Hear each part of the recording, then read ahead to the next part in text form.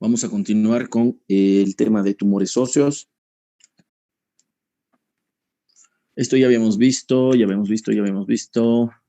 cómo se describen lesiones benignas, blásticas, líticas.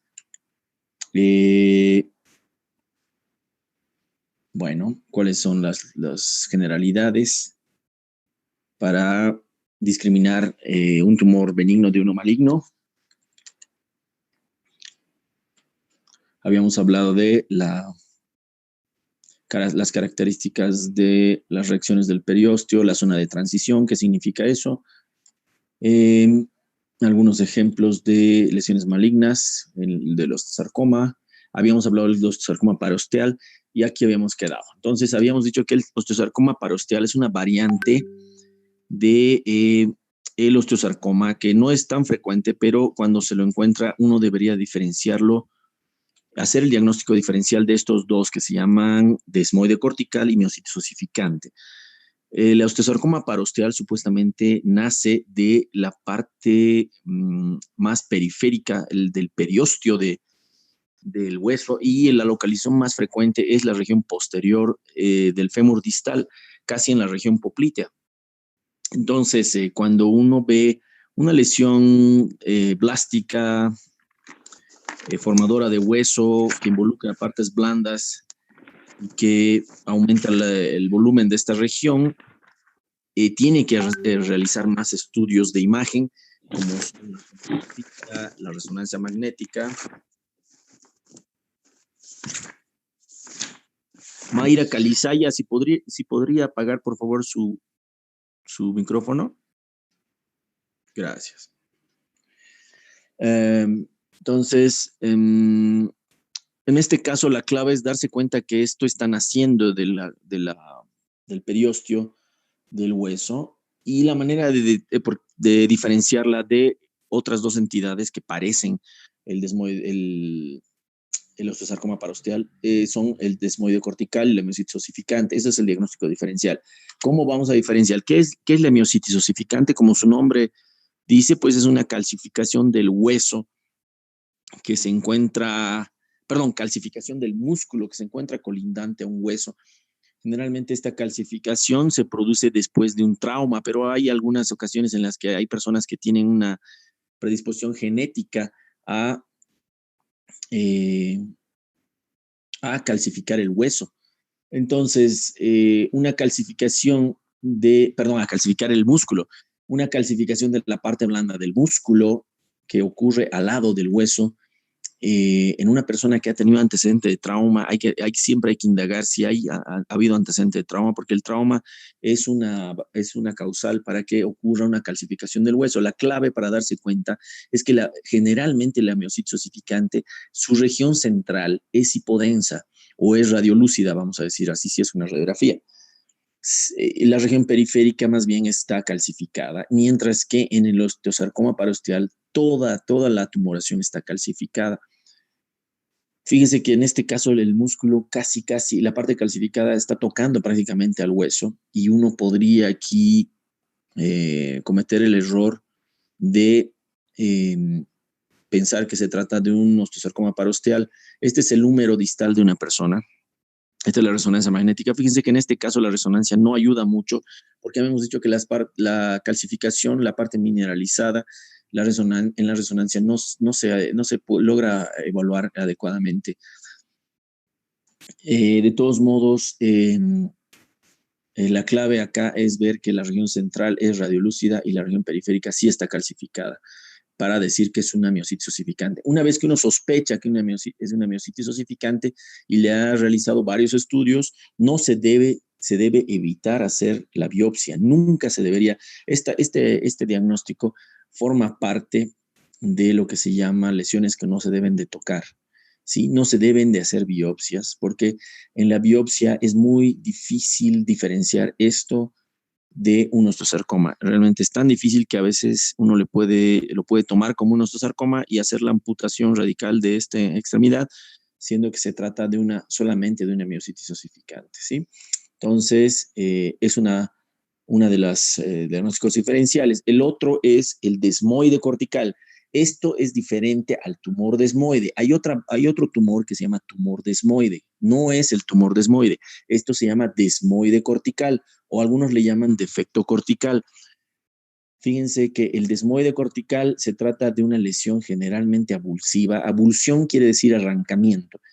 Es una lesión en la que se ha arrancado un pedacito de hueso o ha habido un defecto en la corteza del hueso debido a un excesivo, digamos, generalmente debido a una utilización excesiva de los músculos que están en la parte posterior del fémur, generalmente este músculo eh, que se llama gemelo medial, pero también puede ser en el gemelo lateral o de los aductores. Entonces, esta lesión en una radiografía a veces se ve como una lesión lítica y como una elevación, digamos, del hueso, un levantamiento, o en este caso, por ejemplo, hay un pequeño levantamiento del hueso y una lesión lítica, una destrucción, como un sacabocado bien pequeñito en esa región. Entonces, a veces ver esto, una persona se alarma y piensa que ya es un tumor. Si vemos que esta persona es un niño, porque esto ocurre generalmente en personas jóvenes o en niños, es un niño y vemos que en la tomografía se ve un defecto de la corteza del cóndilo, generalmente es el cóndilo medial. En la resonancia también se pueden ver esos defectos y a veces ser demasiado llamativos.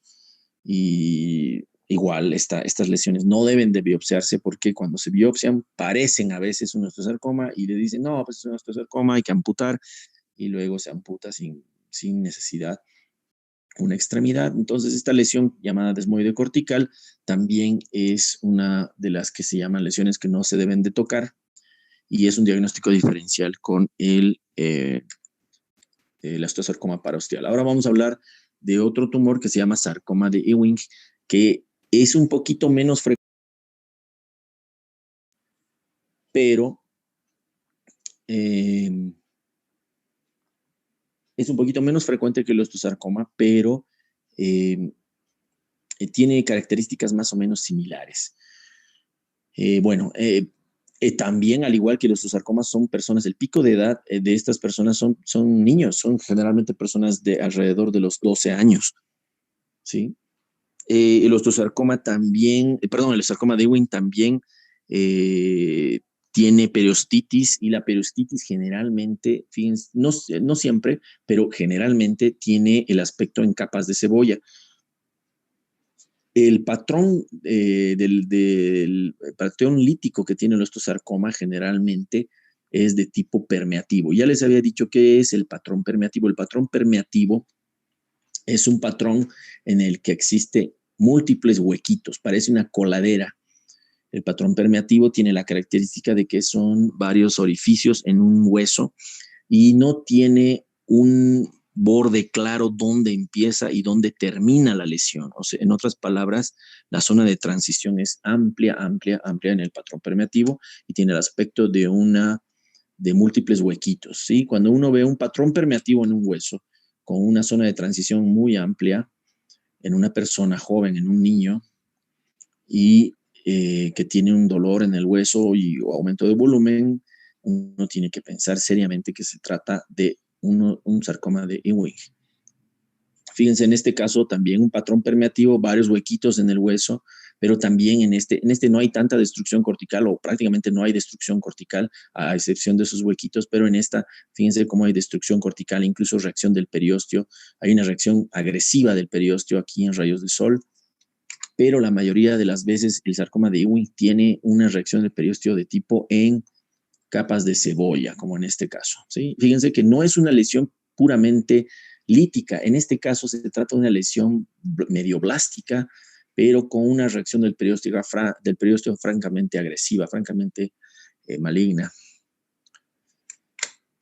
Muy bien, entonces hablemos del condrosarcoma. Este es otro cáncer de hueso, es menos frecuente que el osteosarcoma y este sí se encuentra en personas mayores de 40 años, a diferencia del osteosarcoma y del sarcoma de Ewing.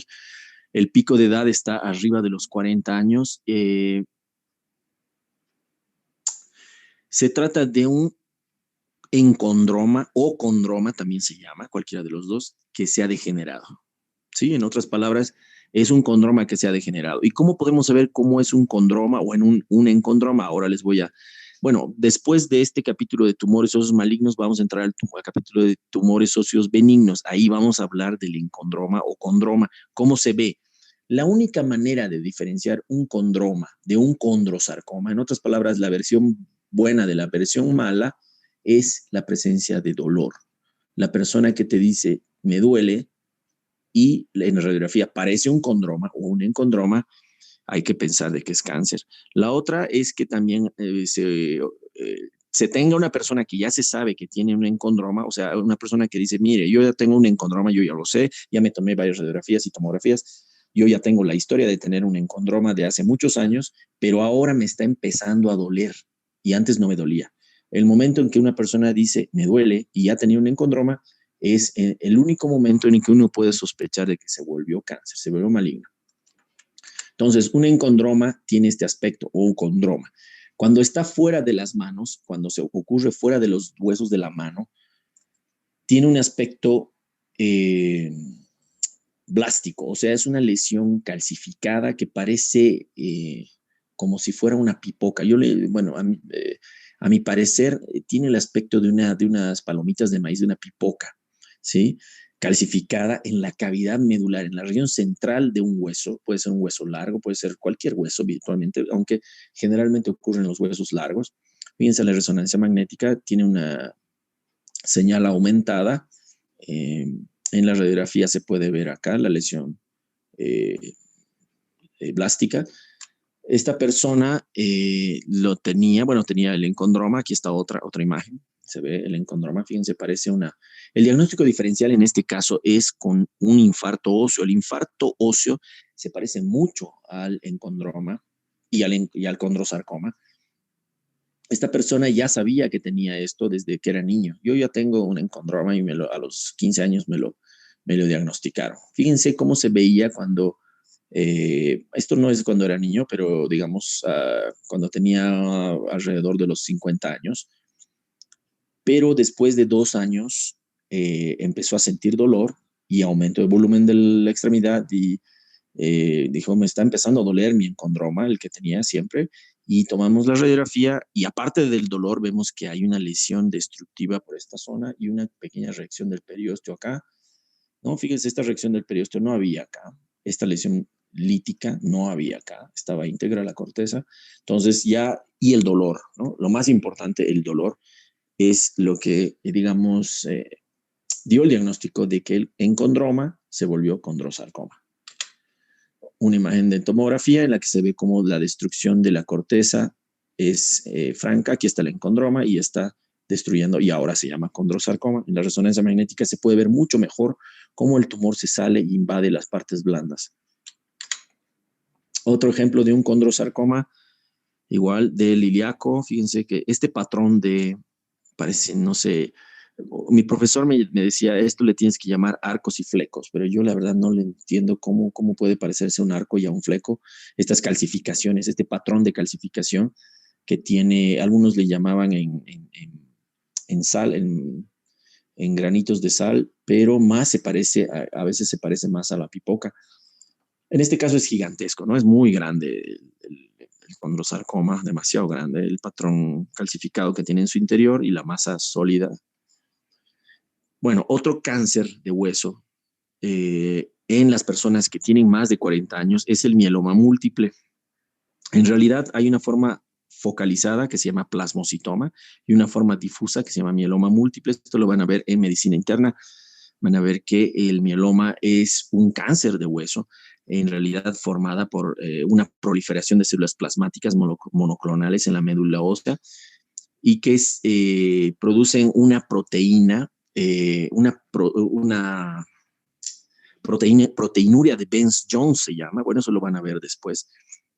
Esa proteinuria de Benz-Jones se tranca, se ocluye en los riñones y produce insuficiencia renal. Fíjense, estas son las características del mieloma múltiple. Hay hipercalcemia, hay insuficiencia renal, por lo que les acabo de decir, hay anemia y hay lesiones líticas óseas. Aquí está la médula ósea de una persona y aquí tenemos las células blancas dentro de la médula y dentro de esta médula, bueno, las normales pues producen, las células B producen ante cuerpos extraños, hasta partículas extrañas, que sé yo, antígenos, producen anticuerpos para ayudar a la inmunidad del cuerpo. Pero cuando estas células dañadas, estas células plasmáticas dañadas, células B, producen una serie de anticuerpos sin razón, sin una razón clara, una serie de anticuerpos pesados llamados proteínas de Baines-Jones, proteínas M, fíjense acá. Entonces, ahí es donde se empieza a producir el mieloma múltiple. Y fíjense cómo las lesiones líticas, y generalmente son personas que tienen más de 40 años, ¿no? 60, 70. Fíjense las lesiones líticas que se producen. Los lugares más afectados son generalmente el cráneo, la columna vertebral, pero la pelvis también, pero puede ser afectada virtualmente cualquier hueso. Fíjense, parece realmente una coladera, ¿no? Parece que hubieran pero esto es difuso a comparación de, por ejemplo, del sarcoma de Ewing, en el que solo es una región en la que se encuentran las lesiones líticas. Toda es difusamente en toda la región, por ejemplo, en el calvario acá, en varias estructuras de la columna vertebral, en los huesos del brazo, ¿no? Fíjense en la columna cómo se pueden ver lesiones líticas tan grandes. Estas personas, un esfuerzo grande y ya se fractura fácilmente esta vértebra, ¿no? Las vértebras se fracturan fácilmente. Fíjense cómo se llenan de lesiones líticas la pelvis, la columna, ¿no? Y la resonancia magnética pues denota las fracturas por aplastamiento, múltiples fracturas por aplastamiento. Bueno, las metástasis, o sea, es otro tipo de tumor que puede encontrarse en una persona mayor de 40 años, siempre que se sospeche de varias lesiones líticas, múltiples lesiones líticas, no siempre líticas, también puede ser blásticas, pero múltiples en los huesos de una persona que tiene más de 40 años, siempre hay que sospechar una de ellas, la metástasis, ¿no? Metástasis a hueso. Entonces, algunas de las características bueno, algunas son características. Por ejemplo, las metástasis blásticas en un hombre, si yo veo una lesión blástica, por ejemplo, esta, tomo una radiografía de columna y veo que una vértebra o más de una vértebra están más blancas de lo normal, más radiopacas de lo normal. Lo primero que digo, esta persona tiene cáncer de próstata hasta que no se demuestre lo contrario, porque es muy típico que el cáncer de próstata, quién sabe por qué, produzca lesiones blásticas en el hueso y un lugar frecuente es la columna, ¿no? Fíjense como una lesión formadora de hueso hay aquí, hay acá, hay acá, y no crean que porque está formada, pues formadora de hueso, se trata de un hueso fuerte que va a resistir todo. No, muchas veces lo que resiste son estas trabeculaciones óseas, estos pilares óseos delgaditos que son múltiples y que ayudan a sostener este hueso. Está reemplazado por un hueso densamente formado, pero que a veces no resiste tanto como el hueso normal y muchas veces colapsa, ¿no? Aquí hay otro tipo, dos tomografías de la columna de una persona y cuando son lesiones blásticas generalmente es de próstata, si es hombre. Si es mujer, habría que pensar en cáncer de mama o también de cervix. Muy bien. Vamos a continuar con otro tema, el tema de tumores óseos pero benignos.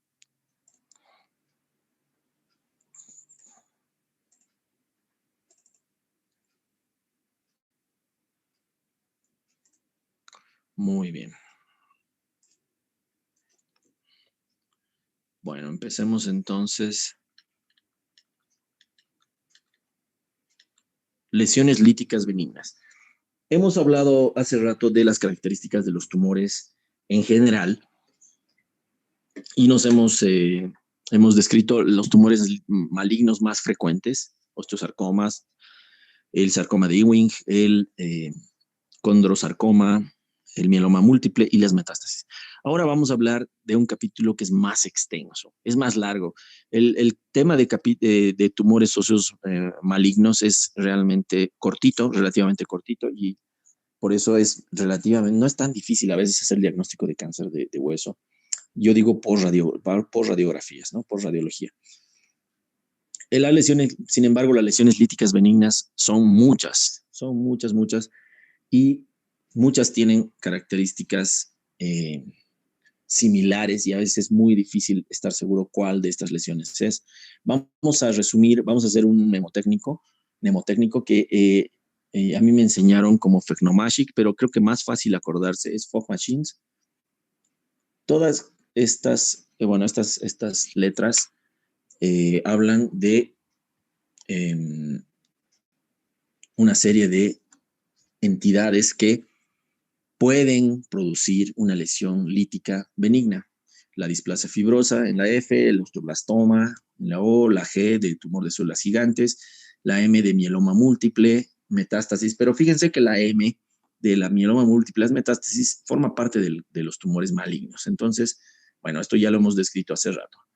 El A del quistioso aneurismático, el S del quistioso solitario, el hiperparatiroidismo de la H, infección o llamado también osteomielitis con la I, el fibroma no osificante, este probablemente es el más importante que uno tiene que saber de todos esto, el fibroma no osificante, y el encondroma y el granuloma eosinófilo. El encondroma habíamos hablado hace rato al hablar de el condrosarcoma, ¿verdad? Y el granuloma eosinófilo, que no es muy frecuente, pero hay que saber que existe. Bueno, todo esto es lo que uno se tiene que preguntar cuando ve una lesión lítica benigna. Bueno, que no se sabe si es benigna o maligna. Cuando ve una lesión lítica, tiene que preguntarse todo esto. Si es multifocal, si hay evidencia de una alteración ósea que está previamente en ese hueso, ¿no? Porque cuando existe, por ejemplo, enfermedad de Paget o un infarto óseo, puede en ese hueso desarrollarse un sarcoma, ¿no? O si ha sido irradiado, también puede desarrollarse un osteosarcoma.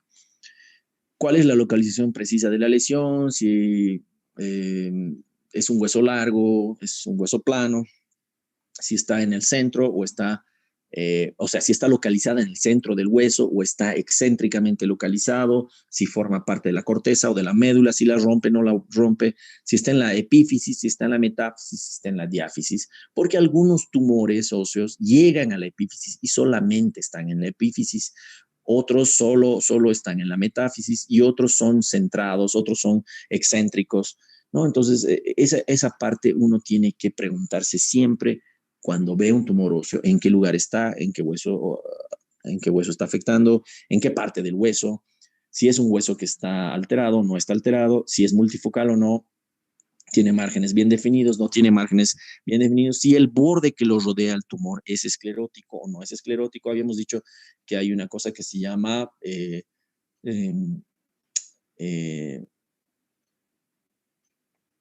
la localización,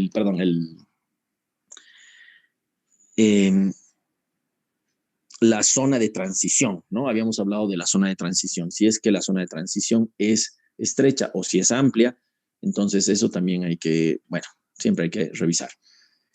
Si hay evidencia de expansión de la corteza o destrucción de la corteza, algunos tumores como el quistioso aneurismático producen una expansión marcada del hueso sin romper el hueso, simplemente lo adelgaza la corteza, pero no lo rompe.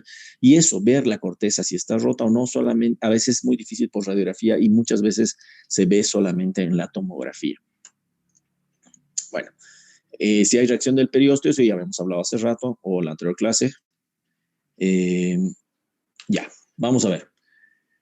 Empecemos con la displasia fibrosa. La displasia fibrosa es un tumor, forma parte de un tipo de tumor fibroso, una matriz fibrosa en el interior del hueso.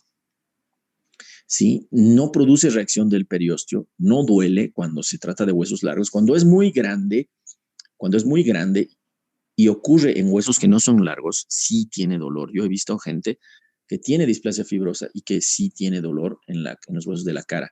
Puede parecer cualquier tumor, fíjense, puede ser lítico, puede ser blástico, pero van a ver que tiene una característica que el libro que les he dado como referencia, el de Helms, dice que esa característica no es muy, es lo único que yo creo que eh, no estoy de acuerdo en lo que dice Helms, que dice que no es difícil, el patrón que tiene esto, que se llama patrón en vidrio despulido, no es muy característico y no debería de tomarse en cuenta, dice. Para mí sí, sí debería de tomarse ese patrón que se llama patrón en vidrio despulido, que ahorita lo van a ver, que es bien difícil de escribirlo, así a ciegas es bien difícil de escribirlo, pero cuando uno lo ve un ejemplo, dos o tres, nunca más se olvida. Y uno ve eso alguna vez y dice, esto es un patrón, esto lo he visto una vez y lo he visto en una displasia fibrosa y casi nunca se equivoca. Es fácil acordarse de este patrón y eso se llama patrón en vidrio despulido. Fíjense que es diferente al patrón de vidrio despulido que existe en los pulmones que los pacientes que tienen COVID. Este es en el hueso. Es común, este tumor es relativamente común en el rostro, en la cara, en los huesos de la cara, pero puede estar en cualquier tipo de hueso. El, el patrón en vidrio desmerilado o despulido es muy común. Cuando la persona tiene manchas café con leche en la piel y tiene pubertad precoz, se asocia a un síndrome llamado de McCune-Albright. Vamos a ver algunos ejemplos. Esta es una persona, fíjense la deformidad que tiene en la cara. Fíjense, parece muy inofensiva, ¿verdad?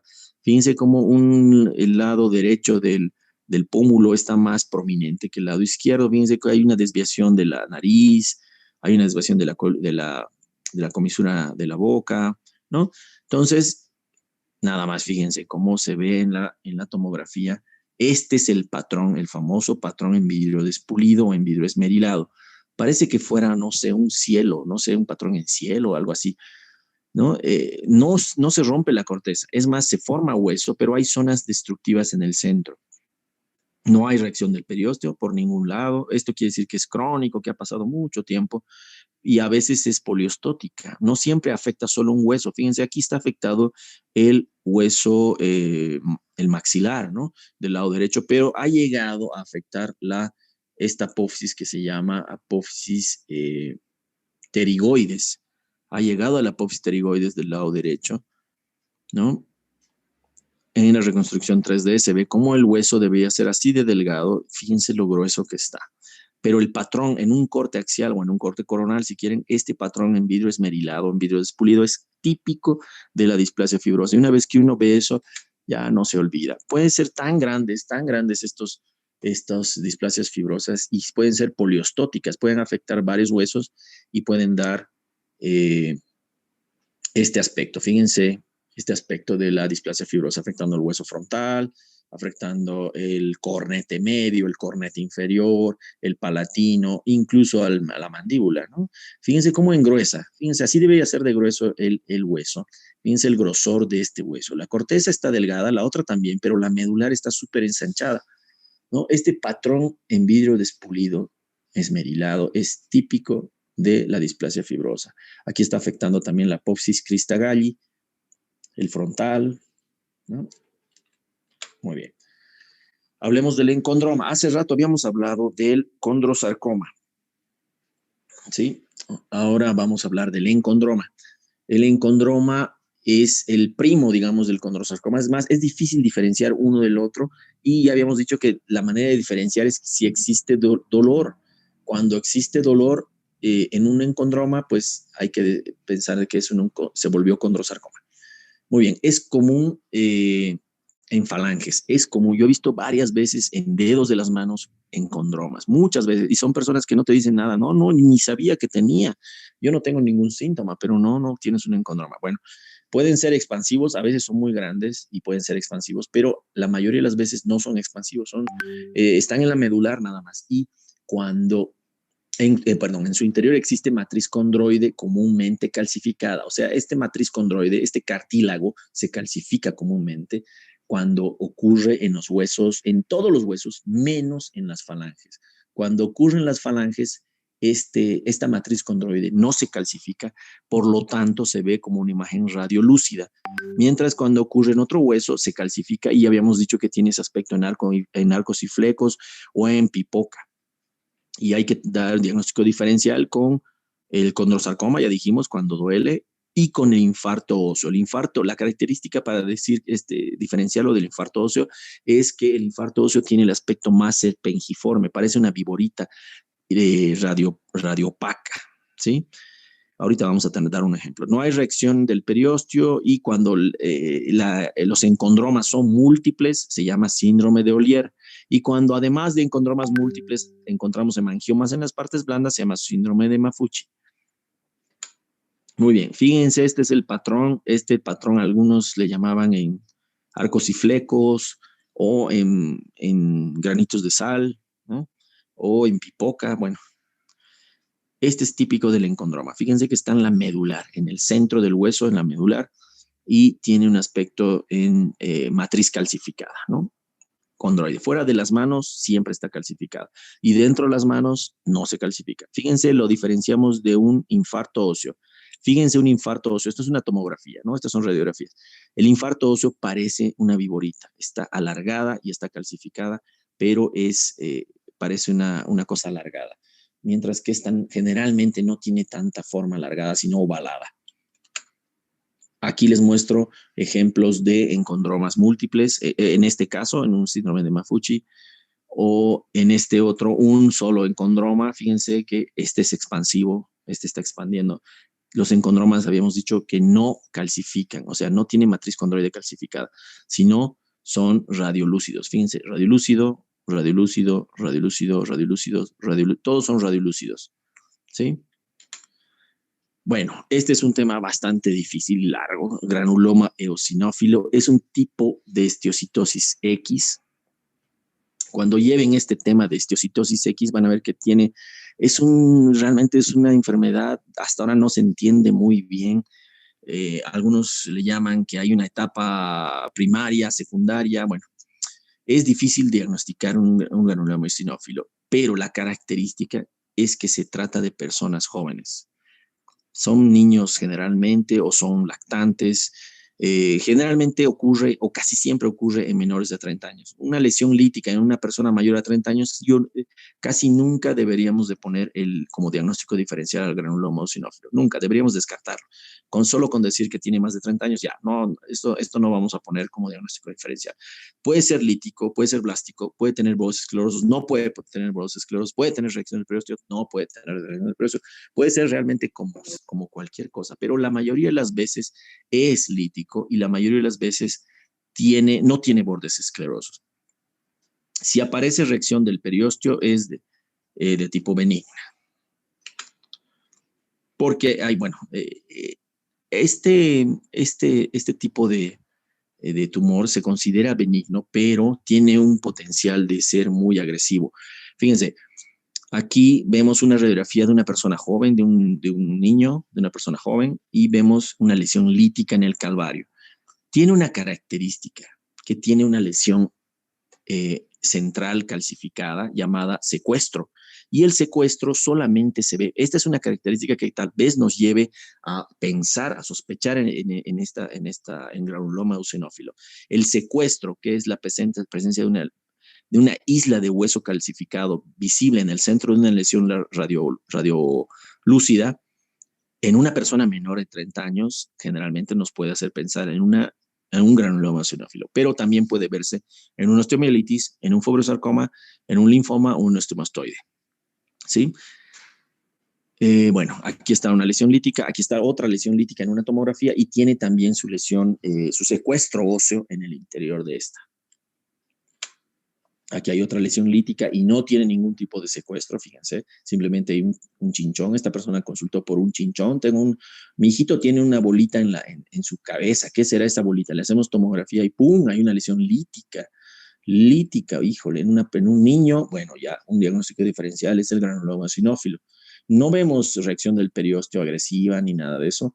Entonces ya uno queda más tranquilo de que tal vez no sea cáncer, tal vez sea aquí hay otra lesión lítica en un niño, fíjense, tiene las fisis abiertas todavía, ¿no? Lesión lítica. No se ve secuestro, eso es lo malo. Algunos de ellos no tienen secuestro. Bueno, hablemos del tumor de células gigantes. El tumor de células gigantes Fíjense que la mayoría son benignos, pero hay una variante de tumores de células gigantes que puede ser maligno e incluso dar metástasis, ¿sí? El tumor de células gigantes se caracteriza por 4 cosas. Aquí están las 4 cosas que uno debe de buscar en el tumor de células gigantes. Es imposible determinar malignidad o benignidad solo por rayos X o por histología. O sea, no puedes decir si es malo o bueno, si es cáncer o no, este tumor de células gigantes. Y la única manera de darte cuenta si es maligno es esperar a que dé metástasis. La mayoría de los benignos no da metástasis, no invade. Mientras los malignos, una vez que uno extirpa el tumor, hace un curetaje, rellena el lugar donde ha estado el tumor, vuelve a salir y vuelve a salir y vuelve a salir, te está diciendo que es maligno. Entonces, la recurrencia es la forma de darse cuenta si es maligno o no. Bueno, las 4 características del tumor de células gigantes. 1, solo en personas mayores, o sea, en personas que han cerrado sus epífisis, o sea, en personas que tienen más de 18 años, en otras palabras. La mayoría de estos tumores ocurren entre 20 y 40 años. Esa es la edad pico, digamos, de la ocurrencia de tumores de células gigantes. Bueno, el segundo punto, debe estar en la epífisis, debe localizarse en la epífisis y llegar a la superficie articular, debe colindar con la superficie articular, siempre. La localización generalmente es excéntrica, o sea, no está en el mero centro del hueso. Generalmente es un hueso largo, pero no siempre. Y en el hueso largo generalmente está dispuesto excéntricamente, pero cuando el tumor es muy grande, esto se sale de la regla y puede abarcar todo, y puede parecer central incluso. La zona de transición es muy estrecha, o sea, hay un borde muy claro entre el tumor y el hueso normal, pero no debe ser esclerótica, a excepción de los huesos planos como la pelvis y el calcáneo. Bueno, aquí hay un ejemplo de un tumor de células gigantes, fíjense, una lesión lítica, que bordes no esclerosos, fíjense, no está esclerosado sus bordes, a excepción de esta parte, que pareciera que sí, pero en esta parte no está esclerosado, es una lesión excéntrica, no está, y llega a tocar la superficie del hueso, fíjense, toca la superficie articular del hueso, ¿no? Es una persona que ya cerró sus fisis, fíjense, ya cerró, ya es una persona que ya no va a crecer probablemente, ¿no? Otra imagen similar, ¿no? Esta es más grande y por lo tanto lo de la excentricidad ya no aplica. Otro tumor de células gigantes. En resonancia magnética también se puede ver claramente. Muy bien. Bueno, hablemos de una de las entidades que uno tiene que conocer. Esta es una de las más importantes de conocer. Se llama fibroma no osificante o defecto fibroso cortical también se llama. Es posiblemente la lesión más frecuentemente vista. Hasta el 20% de las personas, de los niños, presentan. Fíjense, de cada 10 niños, 2 tienen un fibroma no osificante